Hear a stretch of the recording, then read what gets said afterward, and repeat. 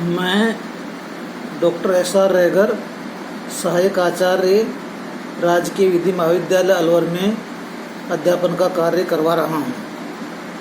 आज का विषय है प्रोफेशनल एथिक्स में विधि व्यवसाय वृत्ति का अधिकार, right to practice the profession of law. आज हम इस विषय पर अध्ययन करेंगे। भारतीय संविधान के भाग 3 के अनुच्छेद 19(1)(g) में सभी नागरिकों को ये अधिकार दिया गया है कि वे कोई वृत्ति अपनाकर व्यवसाय कर सके। Right to practice any profession, या कोई भी उपजीविका, व्यापार या कारोबार। Right to carry on any occupation, trade और बिजनेस चला सके। इसी अनुच्छेद 19 के खंड 6(1) में राज्य को ये अधिकार दिया गया है कि वह साधारण जनता के हित में in the interest of the general public विधि बनाकर किसी वृत्ति प्रोफेशन को अपनाने के लिए कोई वृत्तिक या तकनीकी अहर्ताओं द प्रोफेशनल और टेक्निकल क्वालिफिकेशन द्वारा युक्त निर्बंधन रीजनेबल रेस्ट्रिक्शन लगा सके। अनुच्छेद 19(6) की सख्ती का प्रयोग करते हुए संसद ने अधिवक्ता अधिनियम 1961 पारित कर विधि व्यवसाय करने के लिए प्रतीक अहर्ताएं प्रोफेशनल क्वालिफिकेशंस निर्धारित कर युक्त निर्बंधन आरोपित किए हैं। इस अधिनियम की धारा 29 में कहा गया है कि विधि व्यवसाय करने का हक उन्हीं व्यक्तियों को प्राप्त है जो अधिवक्ता है।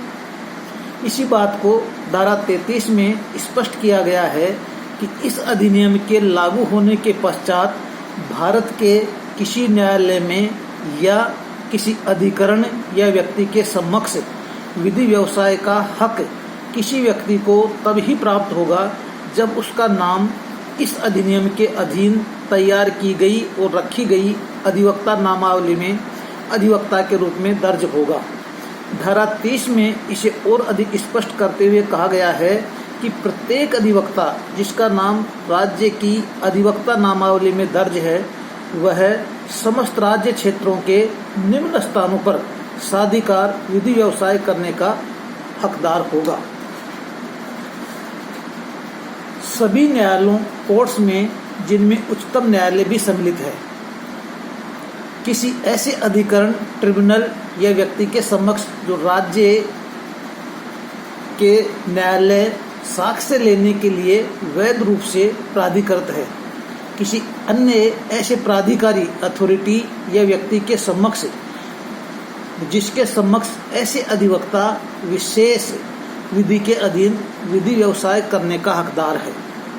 उपरोक्त उपबंधों से स्पष्ट है कि भारत के किसी विधि द्वारा स्थापित विश्वविद्यालय से विधि स्नातक उपाधि प्राप्त करने वाला विधि स्नातक लॉ ग्रेजुएट ही विधि व्यवसाय का अधिकार रखता है, क्योंकि धारा 17 के अधीन राज्य विधि के परिषदों द्वारा तैयार और रखी गई अधिवक्ता नामावली रोल ऑफ एडवोकेट्स में धारा 24 के अनुसार ऐसे व्यक्ति का नाम ही अधिवक्ता के रूप में दर्ज किया जाएगा जो 21 वर्ष की आयु पूरी कर चुका हो, भारतीय नागरिक है और जिसने विधि की उपाधि 3 वर्ष के पाठ्यक्रम को पूरा करने के पश्चात प्राप्त कर ली हो और धारा 22 के अधीन उसे विहित प्रारूप में नामांकन प्रमाण पत्र सर्टिफिकेट ऑफ एनरोलमेंट जारी किया जा चुका है। क्या अधिवक्ता के अलावा अन्य व्यक्ति न्यायालय में उपसंजात अपीयर हो सकता है?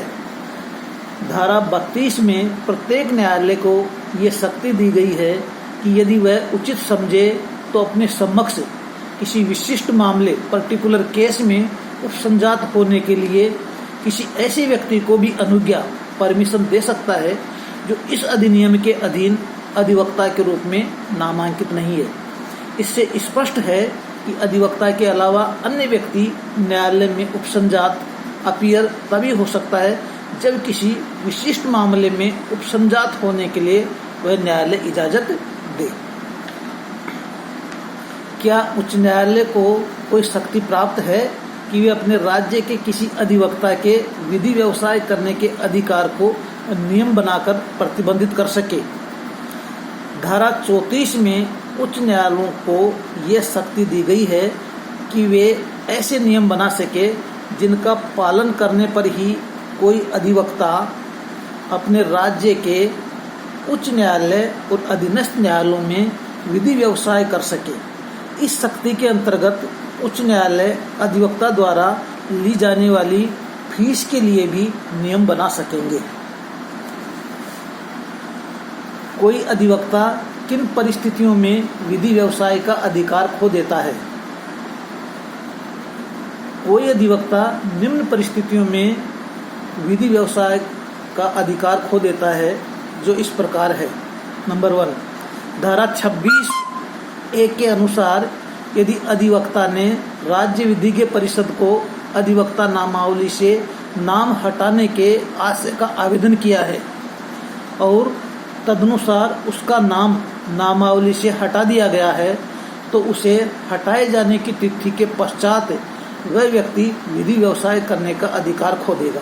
नंबर 2, यदि किसी अधिवक्ता को धारा 35(3) के अधीन वृत्तिक आचार के लिए दिग्दंड, रिप्रिमेंड अर्थात प्रताड़ना या उसे निलंबित, सस्पेंड करने का आदेश देकर दंडित किया गया है और धारा 41(1)A के अंतर्गत नामावली में परिवर्तन कर उसके नाम के आगे ये दर्ज किया गया है कि उसे विधि व्यवसाय करने से वंचित किया जाता है। नंबर 3, यदि किसी अधिवक्ता को विधि व्यवसाय करने से निलंबित कर धारा 22 के अधीन उसे दिया गया नामांकन प्रमाण पत्र वापस ले लिया गया है, अर्थात एनरोलमेंट शैल बी रिकॉल्ड है,